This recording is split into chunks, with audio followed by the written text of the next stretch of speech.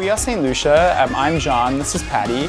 And we are, I mean, a lot of people dub us as a synth pop band, but obviously because we make the music, we think of it as a lot more nuanced than that, I guess.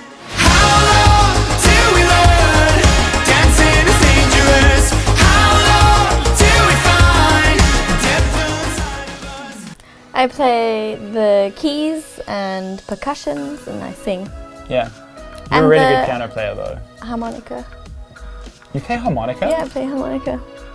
I've never heard you play harmonica. How did you not know about this? Because you've never played harmonica. Years and he's never known that I've only heard you go like not really playing anything. Well, I'm not that good at it, let's put it that way. Maybe that's why. I play guitar.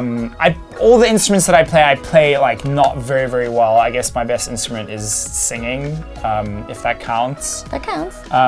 But yeah, I play guitar, I play like piano and synthesizers and a variety of percussion instruments. And then sometimes I'll just pick up something I've never played before and just mess around with it and figure out something.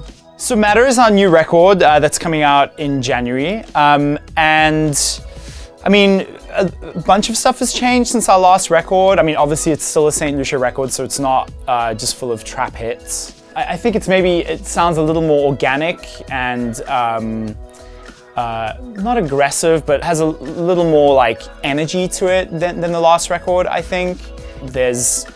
I feel like it's talking about some kind of like slightly darker themes. It's funny because I feel like often the songs for me that really are meaningful are the songs that I had kind of like the longest, sometimes most difficult journey with. And I think for me those songs are The Winds of Change, Home, Rescue Me, Physical probably as well.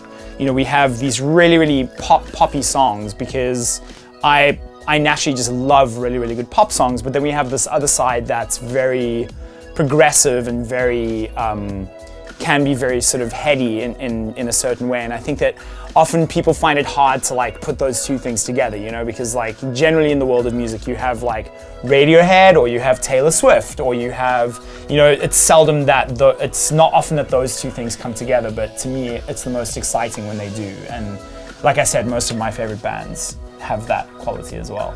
You know, generally I think it's artists that, you know, kind of go further than what people expect of them, that kind of like transcend their genre or the box that people put into them. Like I think Kanye West is like that. I think what I love about what Kanye did is like he just broke so many boundaries open and just did so much for the genre. And people like Grace Jones, you know, who's just such an incredible figure, and you know, Fleetwood Mac and Radiohead, of course, and you know, just people who've like really pushed the envelope in some way. I think what's really interesting is, you know, we're in this age now where this sort of great musical democratization, I guess, has happened, and it's not about like having this crazy expensive studio. You know, there's just not this barrier between you and being able to be successful. You know, you can literally make a gazillion single selling song in your bedroom.